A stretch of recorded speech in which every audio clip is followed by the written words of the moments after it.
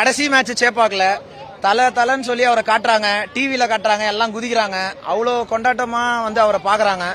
ஆனா அவர் வந்து ஒரு 2 பால் கூட ஆட மாட்டாரு, ஒரு இம்பாக்ட் பிளேயரா கூட வந்து ஆட மாட்டாரு.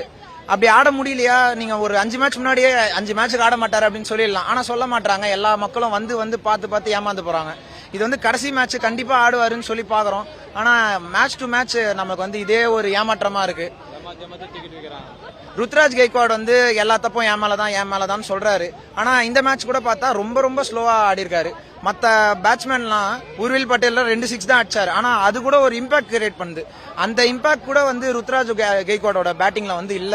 கொஞ்ச நாள் முன்னாடி ஒரு 2 வருஷம் முன்னாடி எல்லாம் நம்மளே வந்து இந்தியாவுக்குலாம் ஆடணும், அந்த மாதிரி ஒரு பிளேயரை மிஸ் பண்றாங்க இந்தியா அப்படிலாம் சப்போர்ட் பண்ணிட்டு இருந்தோம். இப்ப சிஎஸ்கேல ஆடுறதே நமக்கே ஒரு இதுவா இருக்கு. மத்த டீம் கேப்டனை பார்த்து தான் மத்த டீம்லாம் பயப்படுவாங்க. நம்ம டீம் கேப்டனை பார்த்து நம்ம பயப்பட வேண்டியதா இருக்கு.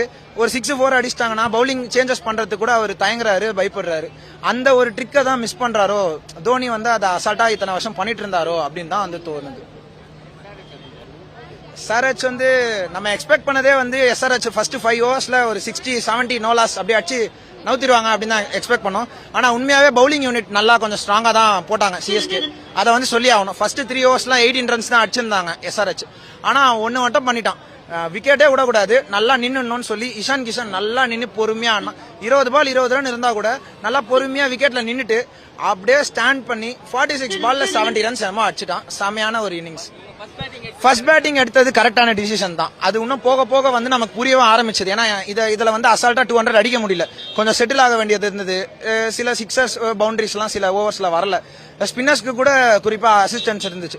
ஒரு 9th ஓவர் கிட்ட வந்து பார்த்தா நம்ம கையில தான் மேட்ச் இருந்தது. 59 for 3 என்னமோ இருந்தது. அப்போ வந்து ரொம்ப ஈஸியா நம்ம ஜெயிக்கலாம் அப்படின்னு தான் நினைச்சிட்டு இருந்தோம்.